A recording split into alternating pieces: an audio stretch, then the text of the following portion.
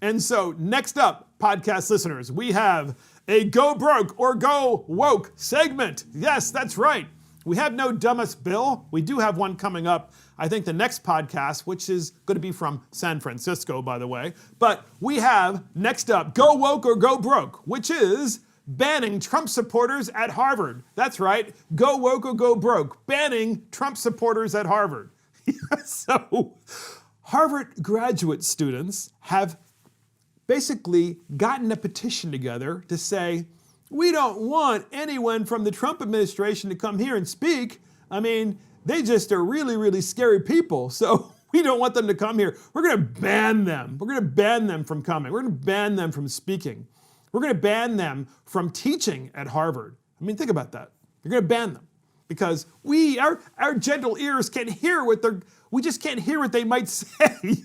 So we have Kayleigh McEnany, who was asked about this by Stuart Varney on Fox Business News. I'm a big Stuart Varney fan, by the way, and I know some people are upset about Fox News, but Fox Business News is really kind of the go-to channel for me because the other business news channels like Bloomberg and CNBC, they're completely left, which is hard to believe that's happened to the business channels, but it has, and Stuart Varney is definitely a conservative. So nonetheless, Stuart Varney gets up there and he interviews Kayleigh McEnany about the banning Harvard from stopping, and banning people from coming onto Harvard who used to work at the Trump administration from teaching or from going to school there. We have the first clip, and here it is. I hope the administration stands firm against this sort of call from censorship among the students. Because when I was there, Stuart, there was this uprising of leftists on campus that tried to silence the speech of people from the right and conservative individuals, and the administration actually stood up against them. They asked for exam exemptions during a time of racial protest, and the administration said, no, you got to show up for your exams. So I hope the administration, the same way they did when I was there, rebukes this movement, because censorship should not be tolerated. Our academic communities should be bastions of free speech and the countering and jousting of ideas, not the censorship of a viewpoint that you feel is unpalatable.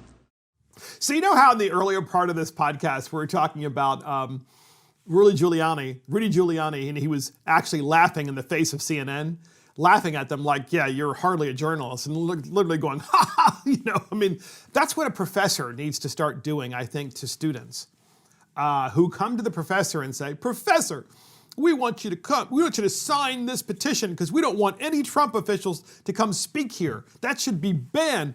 A good professor would laugh in their face and say, are you really an adult? Are you really an adult that your precious ears can't even listen to some alternative point of view? And oh, by the way, then leave. Don't stay here at Harvard. Leave. Or don't stay in that class when that particular Trump official comes to speak. When I was in college, we used to have speakers all the time come to George Washington University. We had Ted Kennedy. Okay, he's now deceased. We had all kinds of far left speakers, and on rare occasions, I mean very rare occasions, we would have a conservative come speak. Like at that time, Newt Gingrich was an everyday congressman. He wasn't even Speaker of the House yet. He was just a congressman from Georgia. And we had him speak. And there wasn't an issue, right? If you didn't want to hear the person, don't go. But you know what I did? I would go to all those different venues and listen to them because it was free. I was a student. I'm like, well, what's the worst that's going to happen? I can just shake my head and say, I don't agree with this person. And that's really what learning is about. You learn to at least have critical thinking skills and listen to these different people, even if you don't agree with them, but not at Harvard. Our so-called nation's best university has students in it that can't even bear to listen to an alternative point of view. So we have a second clip from Stuart Varney of Fox News, where he's interviewing Kayleigh McEnany about the Harvard ban. And we have that clip, and here it is. I really would like to see that. I'd like to see them throw you out, or try to. I'm not being funny. I want somebody to challenge these people, because they should not be getting away with this. Absolutely. I would do just that, Stuart. I will happily walk back on campus and challenge this. While I was there, I was very vocal about my support for President Trump back in 2015 and 2016. Was not ashamed to espouse my conservative views, even if it brought me the ire of other students. And I certainly would be opening to challenge that, along with many others in this administration. I wouldn't mess with Kayleigh McEnany. That's all I'm saying. So get this. Connected to this whole Harvard thing, there is an article that came out. How do you deprogram 75 million people? How do you deprogram 75 million people, Trump supporters, of course? A California Democrat wants post-World War II type re-education for conservatives. A California Democrat wants post-World War II type re-education camps for conservatives. So here's what it says. A California Democrat's regional director suggested Wednesday that President Donald Trump's supporters should be deprogrammed through post-World War II reconstruction tactics. Seriously, how do you deprogram 75 million people? California Democrats regional director and Democratic National Convention member David Atkins tweeted Wednesday. Where do you start to deprogram them? Fox? Facebook? We have to start thinking in terms of post-World War II Germany or Japan, or the failures of Reconstruction in the South. This is not your standard partisan policy disagreement, he continued. This is a conspiracy theory-fueled, belligerent death cult against reality and basic decency. The only actual policy debates of note are happening within the Dem coalition between the left and the center left. The California Democrat director noted that he saw that some conservatives were upset by some of the responses here. It's unbelievable. And he tweeted this.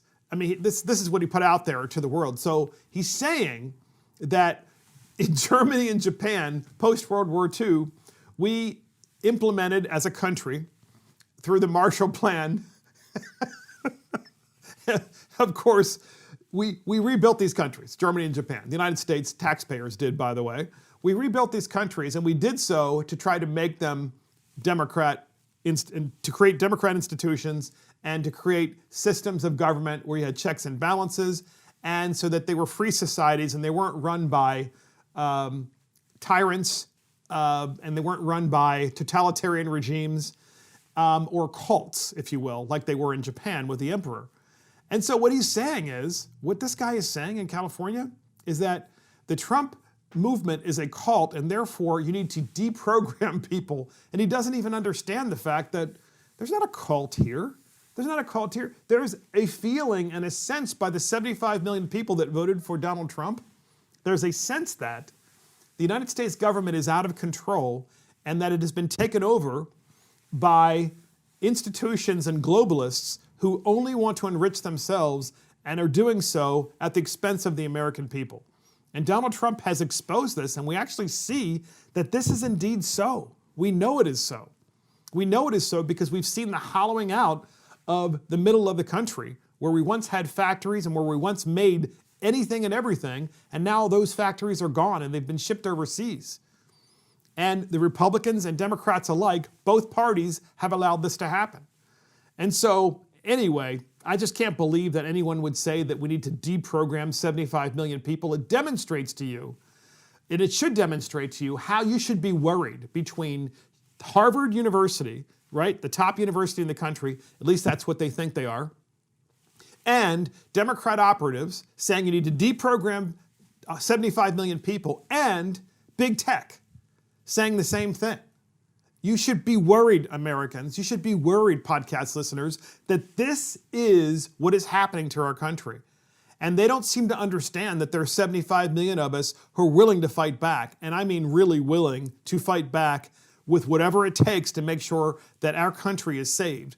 And it's saved from these crazy people who are telling us that there shouldn't be a First Amendment? There shouldn't be a First Amendment? I mean, who does that? So in any event, that is go woke or go broke.